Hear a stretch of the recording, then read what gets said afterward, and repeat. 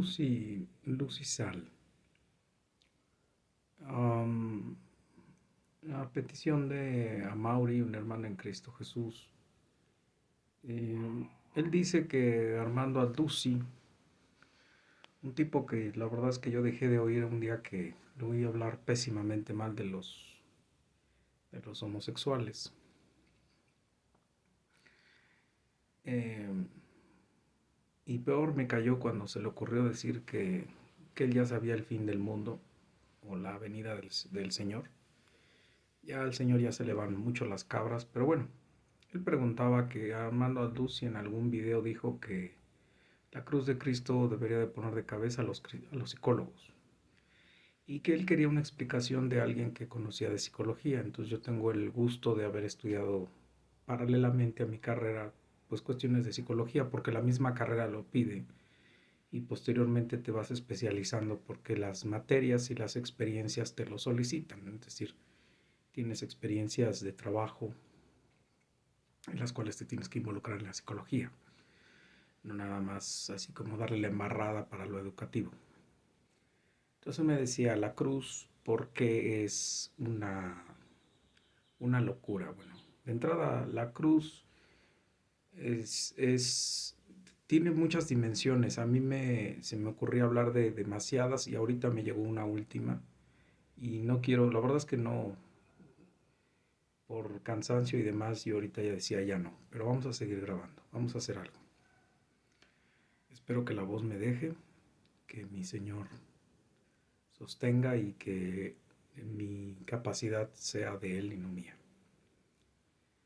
Hay varias cosas. Primero, la psicología entiende que desde el humanismo, Maslow dice que el hombre tiene una inclinación particular a superarse a sí mismo y a ser una mejor persona. Eso lo dice todo el humanismo, es decir, el humanismo recuerda que es la exaltación de lo humanamente humano y nace precisamente en la Revolución Rusa, perdón, en la Revolución Francesa, y esa Revolución Francesa le dio en la torre al protestantismo, lo creas o no, y representantes como Juan Jacobo Rousseau decían que el ser humano, y lo refleja en el Emilio, nace por naturaleza bueno, tiene la inclinación de bondad, que incluso él entre los salvajes había notado que los salvajes podían tener eh, deseos de ayudar a otro salvaje y demás, ¿no? Recuerda que el concepto de antropológico de cultura es todo lo creado por el hombre y eso fue a partir de las expediciones que se hicieron a lo que ellos llamaban sociedades no civilizadas o salvajes, que eran las sociedades africanas, que fueron las que tuvieron más próximas. Este, y, y eran las que más se interpretaban, ¿no? Porque finalmente ellos no tenían acceso a América Latina como tal, porque era mayormente una colonia española, portuguesa, y en Norteamérica, pues fue eh, lugar, hogar de crecimiento de las 13 colonias. Te estoy hablando de que Juan Jacobo Rousseau, estamos hablando de los 1700. Entonces, 1789, que es la Revolución Francesa. Maslow es muy contemporáneo, es un tipo del siglo pasado apenas. Y Maslow, cuando tú lo ves en psicología, es el tipo clásico para la motivación, para, para los motivos y para los incentivos y para la superación de la persona a partir de la famosa pirámide de Maslow. Bueno, eso por una parte. Por otra parte, no hay psicologías que digan que el hombre es malo, excepto la psicología del psicoanálisis, que es freudiano, y Freud era de padres cristianos. Entonces Freud no le dice pecador, no le dice persona caída, le dice persona egoísta. La persona es egoísta, o sea, ni siquiera es mala, es egoísta, no es perversa y depravada y sucia y demás, sino simplemente por su egoísmo tiende a matar, tiende a quitar todo lo que le estorba por respecto a. Pero pero él dice que uno puede trabajar esto mediante los elementos castradores, que son las instituciones sociales, y estas pueden ayudar a transformar y a paliar esta situación. Por otra parte, en la psicología no se habla de ninguna otra forma o remedio para incluso no solo, no arreglar el problema, o sea, no arreglar la conducta, sino simplemente reconocer que hay un problema y domarlo o ¿cómo saber? Ahí está, pero no lo puedo arreglar, pero tampoco lo voy a dejar crecer. Es en el caso del psicoanálisis. El psicoanálisis dice que al psicoanalista lo que le debe de importar es que la persona reconozca que tiene una situación, algún complejo, alguna enfermedad, alguna relación patológica con sus padres, alguna desfiguración que se presentó en la lucha inconsciente entre el ello y el superyo. Y el superyo no logró las castraciones óptimas para que la persona se supiera relacionar consigo misma y con el entorno. Entonces, habían figuras distorsionadoras como fueron las castraciones maternas y paternas. Asimismo, tu posición de género, porque recuerda que él, bueno, de sexo, para no entrarle al género, aunque en el psicoanálisis sí se habla de género. Por eso, desgraciadamente, es una postura que hoy se utiliza para la ideología de género y el neopsicoanálisis. En la postura freudiana, tú tienes problemas porque tu figura paterna y materna tuvieron modelos de castración o permisivos o muy opresivos. Y tú con tu sexo no ayudas, es decir, tu sexo puede ser masculino más o femenino. Si tú eres mujer, tienes un problema de ausencia o de privación propia de tu género. Si tú eres hombre, entonces tú eres el falo, el poder y el pene, y en ti está el control, el sometimiento y el poder. Y entonces la mujer va a estar peleando por esa ausencia y castración sobre ti. Y sin entrarle mucho en esta idea del psicoanálisis, está el conductismo, que dice que el sujeto puede solamente modelarse a través de la conducta. Desde el condicionamiento clásico, que es generar conductas, desde el condicionamiento operante, que es hacer que las conductas se extingan, se mantengan o se inhiban, desde desde el condicionamiento operante, que es que la conducta ya existe, y hay que tener recompensas y castigos. Y eso te va a traer como consecuencias una situación positiva o negativa dependiendo de la terapia y de los resultados que estás esperando. También está la famosa teoría conductista del ensayo y el error. Y todo eso que te estoy diciendo es para precisamente explicarte por dónde va la cuestión de la psicología. Es más, para la psicología no existe esta posibilidad de pensar que alguien pueda matarse o suicidarse por un enemigo o por un amigo. El suicidio generalmente es un acto, y voy a decir suicidio ¿por qué? Porque a Jesús se le atribuye que él era un suicida y que si no lo hubiera matado los romanos, él hubiera buscado la forma de matarse. Bueno, ellos no pueden concebir que alguien pueda matar o morir o hacer otra cosa que no fuera por los intereses ajenos a él, es decir, protagonismo, dejar un hueco, dejar importancia, dejar alguna marca o simplemente no cabe tampoco la posibilidad de que otra cosa que no sean las terapias que te acabo de comentar, como algunas otras, como el condicionamiento cognitivo-conductual, como la hipnosis, como perdón, la programación neurolingüística y demás, puedan traer a una persona a una nueva conducta. Es decir, nuestra asocialidad no depende de nosotros, depende de condiciones medioambientales. Eso también me había faltado decirlo. Nuestra asocialidad, nuestra agresividad, nuestras patologías no dependen de nosotros. Somos nosotros per se buenos, somos buenas personas. El problema es que como nacemos buenos, como lo dije cuando lo dice Freud, lo dice Maslow y demás, es que hay agentes culturales que ya están depravados y perdidos. De hecho, incluso el Emilio, que escribe Rousseau, Dice que el Emilio tendría que ser criado en una sociedad que no sea bastarda, como es la sociedad de la monarquía francesa que existía en ese momento, cargada de toda la ideología cristiana romana, que, bueno, ¿quién va a querer a Dios con la espada, no? Y eso, quisiera yo resumir ahí esa idea para poderme regresar a la cruz. O sea, ¿qué es la cruz y para qué sirve la cruz y por qué hubo cruz? Bueno, la cruz es la representación de los romanos como el elemento celta que ellos tomaron de los celtas para, para, para asesinar y torturar, ¿no?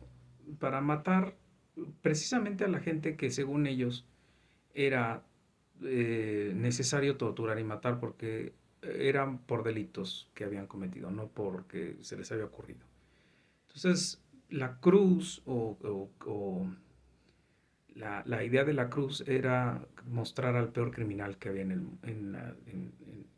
ese tiempo, ¿no? Hoy la cruz te la pones en las orejas y de collar y andas presumiendo que traes una cruz. En ese tiempo era como decir, bueno, hasta que entre la ideología de género todavía puedes decir que si dices que eres pedrastra y violador de niños te pueden matar, ¿no? Espérate a que termine de entrar la ideología de género en México y vamos a decir aleluya, bien, qué bueno, gracias. Gracias, ideología de género. Ya estás legalizada en el país y ya no es violación. Simplemente es un acercamiento que el niño no quiso consentir, pero que él también propició.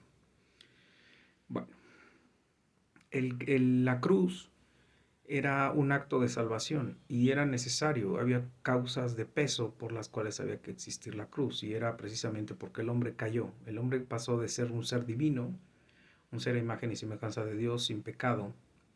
Además de ser santo, era un ser sin mancha, sin pecado, limpio, imagen y semejanza de Dios. Pero obviamente criatura, entonces por lo tanto esa otra parte de la semejanza de Dios, pues era que él era criatura, ¿no? Y esa criatura pecó, desobedeció al Padre, este, comió un fruto del bien y del mal, y ahí se reventó la situación. Al conocer el bien y el mal ya no lo supo manejar, porque ya tenía el dominio del bien y del mal, del conocimiento del bien y del mal, y no lo supo manejar. El gusto era, o tendencia normal era de que si había hecho algo mal, todo lo demás iba a ser gozoso mientras fuera malo, fuera hecho mal. Huir de la ley de Dios, huir de Dios. De hecho, así se da el alejamiento al cristianismo. Bueno, así se da el alejamiento de la civilización humana de Dios. Primero se alejan los primeros hombres de Dios, después se vuelven a la naturaleza, adoran a los hombres y después empiezan a buscar religiones para poder adorar dioses creados por ellos que no implicaran la responsabilidad de haber sido pecadores y de haber cometido un acto cósmico de haber pecado contra el Dios eterno, santo, limpio, sin mancha, sin mácula. Y entonces había que presentar bueno, había unas sentencias, tú comes del árbol del bien y del mal, mueres, ¿no? Era una prueba que tenía ahí Dios, era una prueba para nuestra humanidad, para nuestro amor y nuestra lealtad y nuestro servicio a Dios. Y el único mandamiento que teníamos lo fallamos, lo perdimos. Entonces, el pecado implicaba muerte, se lo decía Dios a Adán. El día que tú comas del árbol del bien y del mal, de cierto, morirás, punto. O sea, no tenía vuelta. Um, Dios no lo mató inmediatamente, pero lo mató en una separación espiritual. Aparecieron las enfermedades, apareció el fin de la vida de la criatura humana, nacieron cardos, se maldijo a la creación, se distorsionó toda la relación entre los animales, se distorsionó nuestra relación con los animales a partir del arca de Noé. Después del arca de Noé, Dios dijo, a partir de aquí los animales van a tener miedo de ti y de toda tu descendencia. A partir de ahí surgieron los sacrificios de los animales para poder expiar nuestras culpas. A partir de ahí todo se deterioró. O sea, al final todo se deterioró, nuestra relación con Dios se deterioró. Llegamos al famoso Israel, creado por Abraham, porque Dios le dijo, o bueno, perdón, creado por Dios, porque Dios dijo, Abraham, pártate de tu parentela y yo te daré una nueva tierra en la cual morarás y serás el padre de muchas naciones.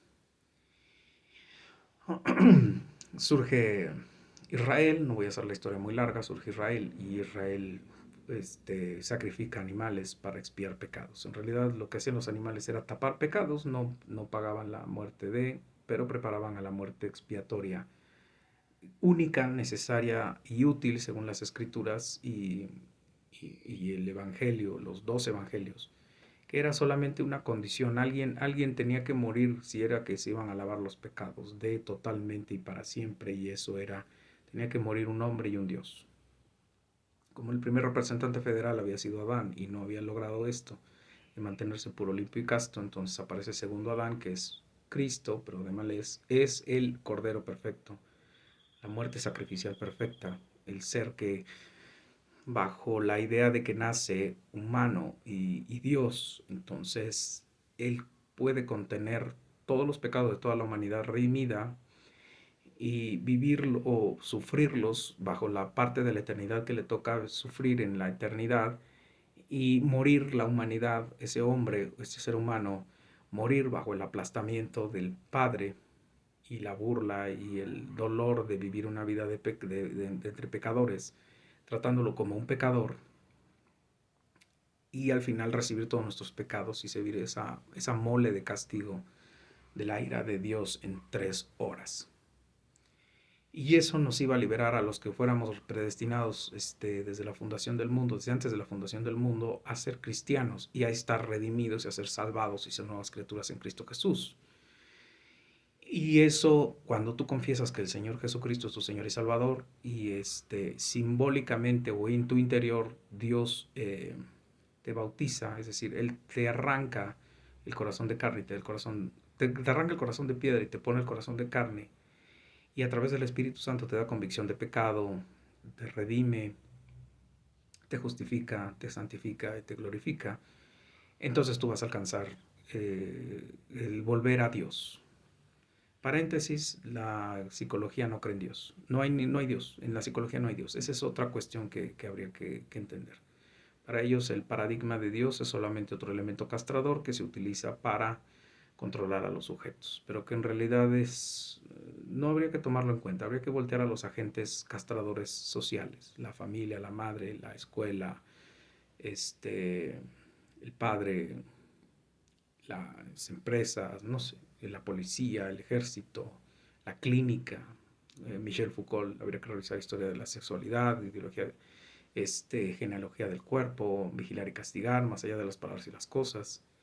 Y entonces la idea de que un solo hombre iba a morir en una cruz es ponerle en palabras psicológicas, es que él lo único que hizo fue ser un buen filósofo, un buen jerarca, un gran sujeto con cualidades de liderazgo, una persona a la cual se le tuvieron que crear mitos como el que había hecho milagros y que había estado en comunión con Dios haciendo milagros míticos, que incluso se dice que usó superchería, brujería, y eso lo dicen los escritos apócrifos sobre Dios, que él trabajó con hierbas y demás. Y, y Jesús, como salvación de quién y por qué y a través de qué. O sea, Jesús en realidad era un hombre que creía que era el Salvador del mundo, pero que la cruz no salvó a nadie, no expió nada y no puede salvar a nadie ni expiar nada, porque cada quien es un individuo y como individuo cada uno es responsable de sus actos y cada uno en esta vida debe de hacerse responsable y pagar jurídica y personalmente con las personas lo que hizo o lo que dejó de hacer. Incluso por eso se habla del perdón, del autoperdón, pero entre personas, y esta restauración de las relaciones humanas, pero nunca que finalmente todo eso no te sirve para una relación completa y compleja. Y además nadie, o sea, ningún psicólogo te va a decir que una cruz y creer en un Dios muerto en una cruz te va a transformar como persona. Es decir, que tus circunvoluciones mentales, y me voy ahí a la psicofisiología, que tus circunvoluciones mentales y que todas tus estructuras de pensamiento y todas tus improntas, diría la programación neurolingüística, pueden ser transformadas a partir de que tú pongas tu fe en un Dios que no existe, o sea, porque finalmente para ellos no existe. Entonces no puede haber un cambio de comportamiento en ese sentido, sino, dirían los conductistas, lo que se requiere es reforzamiento, estímulo, respuestas, recompensas, para que tú tengas el deseo de cambiar. O sea, en realidad lo tuyo más es una sugestión mental, es una cuestión como de lavado de cerebro, dirían algunos, como de la hipnosis inducida que existe. Es decir, donde yo te perprogramo para que tú digas que algo ocurrió y que algo es y que algo pasó y demás. Y te hago sentir que algo que tú consumías que antes te gustaba, algo no te guste, que algo que tú bebías, ahora no. O sea, ellos no pueden entender que tú no pasaste por ninguno de esos procesos, simplemente que entró un Dios que te enseñó todos los pecados que cometías y todos los pecados que ya no vas a cometer y que siempre tienes la ley dentro de ti. No, acá dirían los freudianos es que tienes tantos complejos de culpa, tienes tantas figuras de castración y tienes tanta paranoia de que esas figuras te estén acosando, que lo que finalmente tú haces es querer creer que ese depósito está en un Dios castrador y castigador, porque en realidad es la figura paterna o materna que no quieres dejar ir y que finalmente no te deja ser libre y que finalmente no te hace entender que tú eres el único responsable de tus actos y que tú tendrías que empezar a cambiar por ti mismo para entender tus relaciones con los otros, ¿no? Y menos hoy día cuando hablamos de una posición postmoderna donde la psicología se ha atomizado a lo que siento, creo y veo yo en lugar de lo que ve el mundo. Entonces la cuestión de hoy es que el Dios ulterior, el Dios que gobierna, el Dios que domina, el Dios que pagó, el Dios que murió y el Dios que resucitó y el Dios que se salvó, no pueden entrar porque además ellos no consideran que exista la resurrección, ni que exista Dios, ni que existan los poderes místicos, ni que exista nada esto que de lo que nosotros llamamos deidades. Es decir, las deidades para ellos son figuras míticas, castradoras para someter a las personas. Entonces, por eso la cruz es un voltearte de cabeza.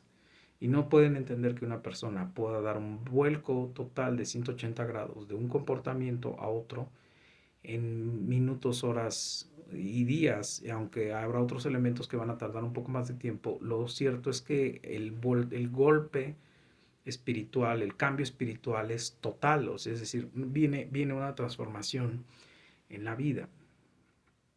Y vuelvo a insistir, para ellos no nacemos en una condición caída, ¿no? O sea, no nacemos en pecado, no vivimos de una generación genéticamente pecadora, caída y proclive a simplemente dejar salir lo que ya somos: asesinos, violadores, parricidas, matricidas, homicidas, pedrastras, etcétera, etcétera, etcétera, etcétera, ¿no? O sea, se supone que no, que nosotros venimos muy bien, que nosotros venimos con toda la disposición de venir sanos, de venir no enfermos, de venir no patológicos, y lo que hacemos es venir a la tierra y estas relaciones de esta sociedad podrida y de esta sociedad enferma son las que nos hacen proclives a aprender de manera distorsionada el amor, las relaciones, la paternidad, la autoestima, etcétera, etcétera, etcétera, ¿no? Tampoco es comprensible para la creencia no solo de la cruz. No sé si la pregunta es la cruz o lo que implica la cruz. La cruz implica humillación, implica vejación, implica caída, implica descender, descender, descender, descender para que después te llamen rey y señor de señores y que estés a la diestra del Padre, y que mientras más te humilles, por ejemplo en la psicología, que eso es lo que te enseña Jesús con su muerte, con su vida y con su resurrección, que mientras más te humilles mejor persona eres, que mientras más evites meterte en problemas con la gente aunque te esté agrediendo, más la perdones, que aunque no importa que tu madre te haya golpeado, tu padre te haya violado, o en la calle te hayan asaltado, o tu novio te haya dejado, te haya vejado, tú puedes ser en Cristo Jesús una nueva criatura, y una nueva criatura buena. No, eso no lo pueden entender. O sea, para ellos tendrías que pasar por un ciclo de terapias en donde tendrías que resolver tus conflictos con tu madre, con tu padre, con tu violador, con tu asaltante, con tu relación social, y que esas fueron las que te degeneraron y te llevaron finalmente a hacer lo que has hecho y has vivido lo que has vivido. Y así explican, por ejemplo, las relaciones de los asesinos seriales, de los violadores y demás y demás. O sea, el problema es cuando ellos no pueden explicar que tú naces en una familia sana, no disfuncional, en donde no hay ese tipo de relaciones, y tú sales un asesino, un violador, descuartizas a tus padres y un día despiertas diciendo que porque te lo dijo alguien o porque te lo dijo Satanás o el demonio. Ellos te dirían, no, no es cierto, no es un demonio, es una enfermedad psicológica, es algo que tú no, que debiste de haber adquirido en otro lado, o que tú tienes alguna enfermedad psiquiátrica. Digo, cierto es que tenemos enfermedades psiquiátricas, y ahí sí yo me uno a la idea de que una cosa es la psicología y otra cosa es la psiquiatría. La psiquiatría es cuando hay disfunciones en las relaciones hormonales de nuestros cerebros y que no permiten las funciones adecuadas de la percepción de la realidad y la distorsionan.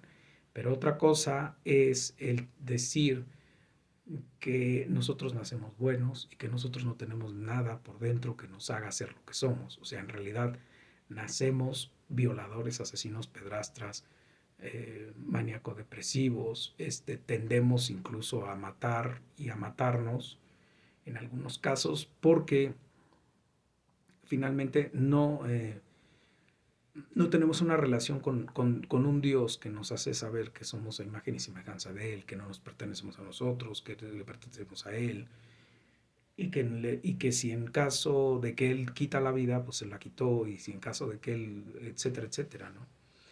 Para la psicología, todo lo que dije hace rato no puede existir. O sea, no puede ser que alguien diga que mientras más se humilla, mientras más es manso, mientras más es humilde, mientras más es humillado. No, acá es liderazgo, control, poder, asertividad. Por ejemplo, la asertividad es manipular a la gente para que haga lo que tú quieres sin que se dé cuenta que la estás manipulando. Para el cristianismo no es manipular, es voluntad. Lo que tú ames a Dios no es por asertividad, no es por un buen sermón, no es porque te manejaron las emociones, no es porque te manipularon. Es por una obra del Espíritu Santo que es la que te lleva a esto.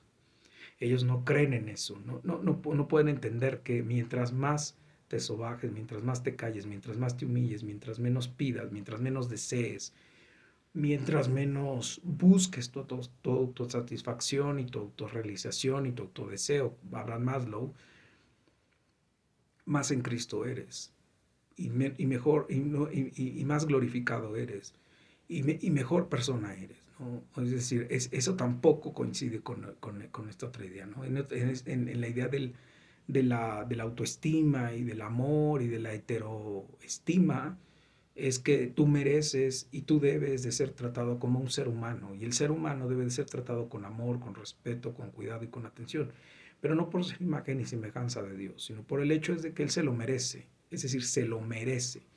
Per se merece las cosas, se merece el éxito, se merece el triunfo, se merece el controlar, se merece un trato digno, ¿no? En realidad no es nada que te haya otorgado el Señor, ni que tengas una gracia, ni que sea parte de algo que no, sino tú lo mereces. O sea, tú eres, y además, tú eres el dueño de tu propio destino, y tú eres el dueño de tus propias, de tu imagen, de tu identidad, de tu forma, de tu género.